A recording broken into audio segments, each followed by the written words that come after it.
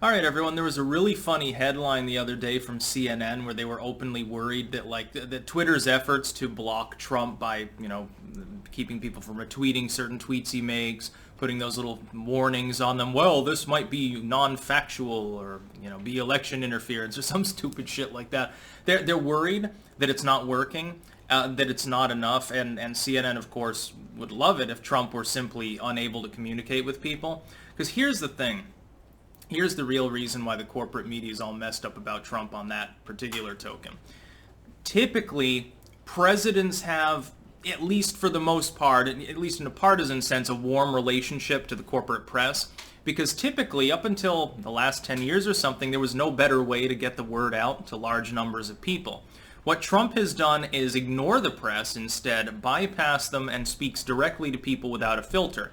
Normally, if you talk to a sympathetic member of the press, it's sort of like a kickback. A Republican typically is going to favor people from Fox, a Democrat people from like CNN, MSNBC or something, people who are ideologically more similar, and they give out press passes, they give interviews, and one hand washes the other. The politician invites the corporate press over for, to cover some major event, and they get to do the big write-up and scoop people, potentially, and then in return those people give fluff piece interviews and stuff. We see this with Biden.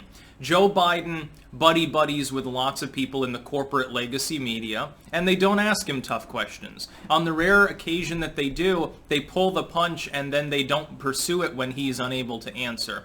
With Trump, it's a total 180. So he simply talks to people on Twitter. Now, I think at this point, because of Twitter's obvious violations of 230, I think that they do need to be slapped down a little bit. They need to be punished.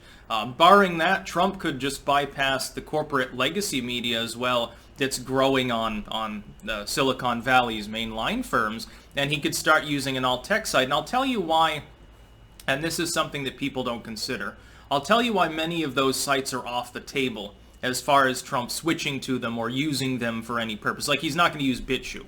Why? BitChute's not a U.S. firm.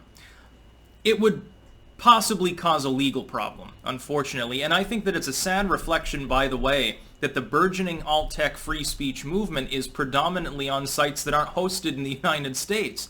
Payment processors that in some cases are in Russia or somewhere in Asia, servers in Thailand or even the UK. You've got people switching to sites that are often based in some of the most draconian anti-free speech nations in the world, simply because Silicon Valley in the corporate sense has become even more draconian. I think that's a really big problem. For CNN to openly worry, well, so Twitter's not doing enough to stop Trump from communicating with people. What are you talking about, dude? Obama does it. Biden does it. You're essentially, you want to hamstring him because he has so much of an advantage over these other people. That's really why. And because CNN, and this has been something they've worried about for years, they want to control the information and editorialize it. See, Twitter kind of sort of is editorializing Trump tweets and other material now as well. But it's not enough, because what CNN sees is they're still losing people. CNN on Twitter, they're not able to keep up with plenty of private individuals with 1% of their budget.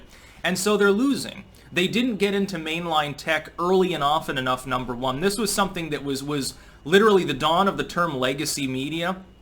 I got it from Greg Hunter, but when I looked it up from USA Watchdog, you should follow his material too, there was an article from like 1998 using the term legacy media, talking about how the newspapers, cable, and so forth, these news groups weren't investing enough resources in using the internet and trying to be competitive.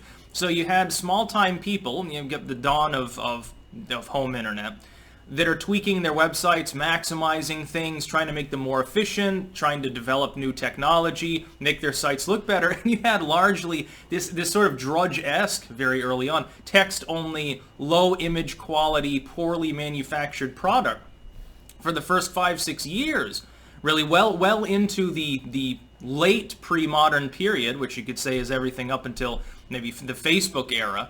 by the legacy media. And so the problem is that they spent the first half decade of the tech race basically limping along while everyone else outflanked them. Now they woke up to the fact that Silicon Valley is more dominant than them, and now they're pouring money and resources in that they should have done to begin with to try to angle in to become dominant.